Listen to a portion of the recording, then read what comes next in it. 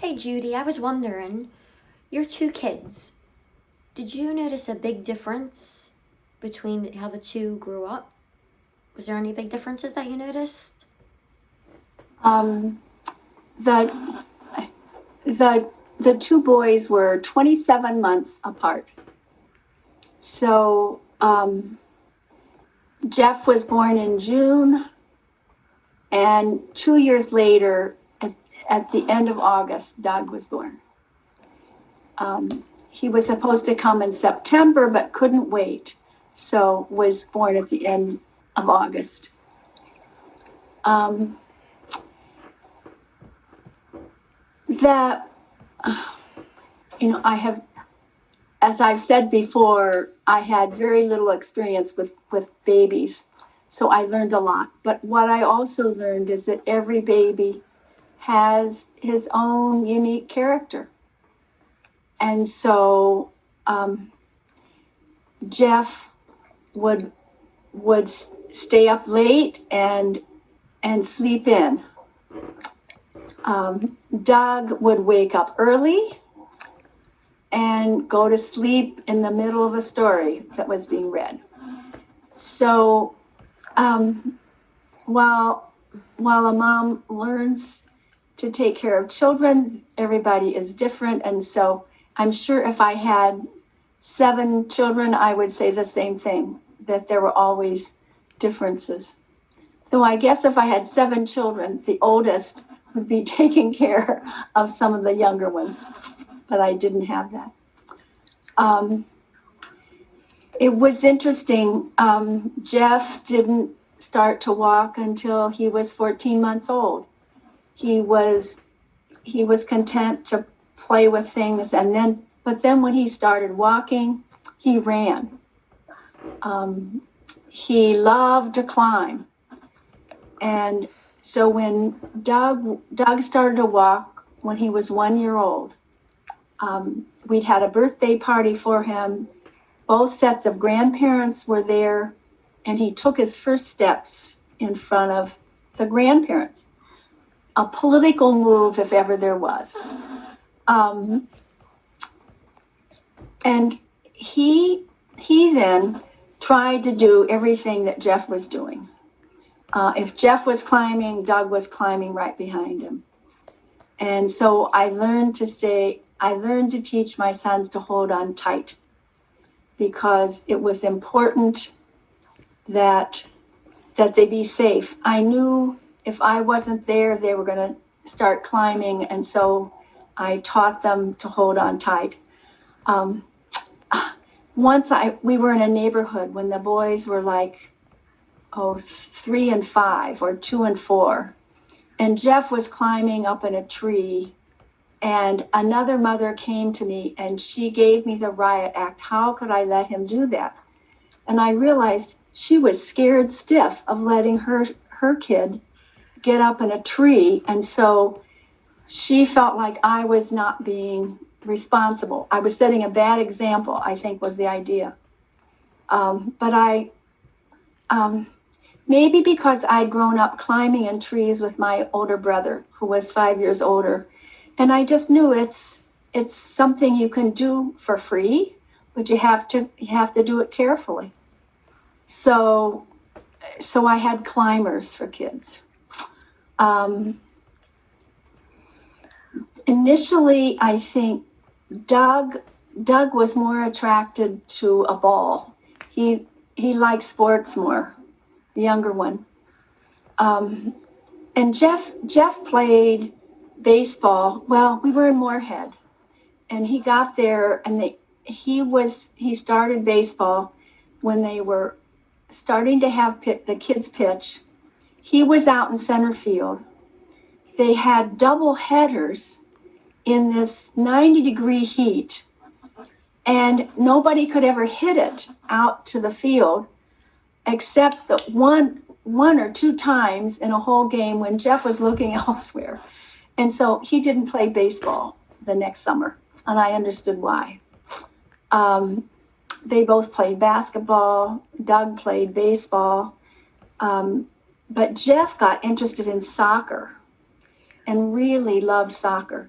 So played soccer in high school, some in college, and then when he was in medical school, he was in a nighttime indoor league that gave him a chance to run off his energy and frustrations. So that he really enjoyed that. Doug ended up working for the Minnesota Conservation Corps, taking youth teams to work in state parks. And he loved being in the outdoors and gained many skills with that as you know, the staff got trained. We had camped some, but never like the Bowen Baileys have ended up doing. But it was working out in the state parks that got him doing that, as well as learning to sign because there were deaf workers working with him. So, but Jeff also liked to camp, and when I went to see him in Africa, we camped, we hitchhiked and had the tent, and we camped, and then we rented a car part of the time, but we're outdoors and exploring.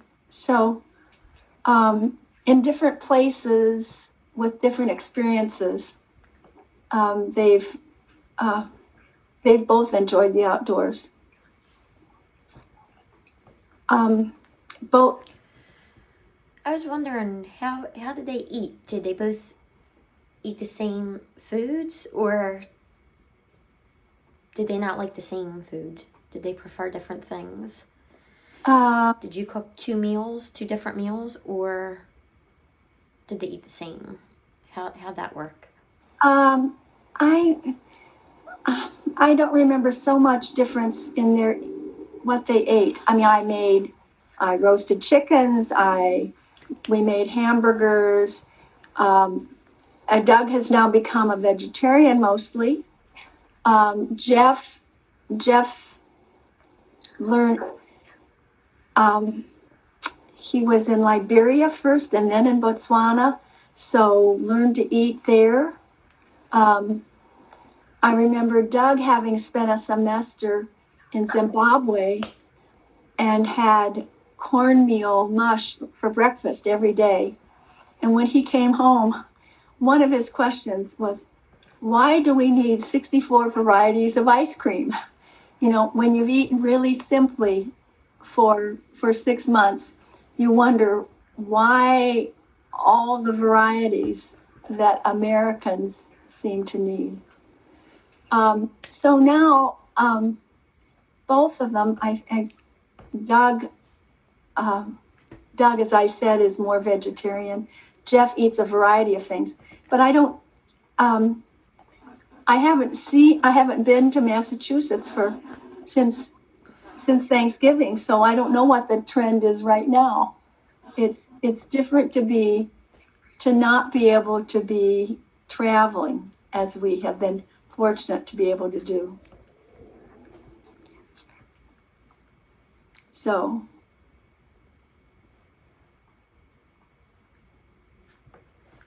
That has to be difficult not to be able to travel and visit your kids. I can imagine that has to be hard. Yeah, well,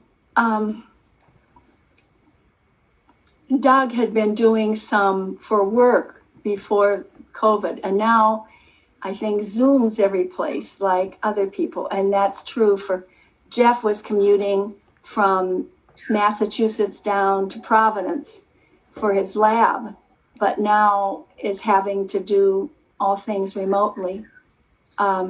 So these are times when we've all learned to realize we've taken things for granted that were not privileges other people had.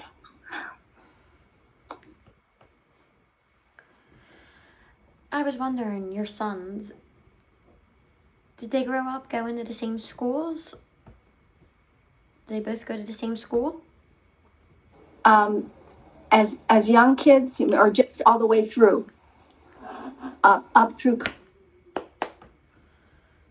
they start school together, or did they end up going to high school together? Jeff ended up liking science very much. He wasn't very diligent about school. I mean, he did fine in school, but never brought anything home. But when he was in high school, he had a biology teacher that really inspired him. He was studying how to spell all these Latin words, so we knew that was taking hold. And then he took a second year biology course and ended up studying biology in college. And with his biology major, didn't know what he would do, so he went into the Peace Corps for a couple years and came back saying either he was going to be a science teacher, because he taught science in, well, first Liberia for a few months before the Civil War broke out, and they got brought back home, but then went to Botswana, taught science there, and came back saying, I'm going to be a science teacher or a doctor. And I about fell over, because all I could think of was when his dad started teaching at the seminary and we had students at the house, they were calling him Dr. Bailey. And Jeff was 3. He came into the kitchen and said, Mom, why are they calling Dad doctor? He's not a real doctor, because a real doctor pokes on your tummy, I think. But at any rate, but that's what he ended up doing then. He went into medicine and has done research on the Human Genome Project. So I understand very little about what he does.